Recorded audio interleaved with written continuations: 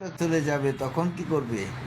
সবচাইতে কম দামি চাদরটা দিয়ে আমাকে বাহিরে রেখে আসবে। তখন আমার নাম একটা হবে, যেটা সত্যিকারের নাম, সেটা হচ্ছে লাশ, অর্থাৎ শেষ। শিশু যখন ছিল। হাজরিন মুসলমান, তো হিংসা নিন্দা মুসলমান ধর্ম কেন? কোনো ধর্মের ভিতরে মানুষ হত্যা করা নেই। ইবাদত বন্দিগিরির মাধ্যমে আল্লাহ কোরআন সুন্নাহ মোতাবেকভাবে জীবনযাপন করবেন, এটাই আমার চাওয়া, এটাই আমার পাওয়া।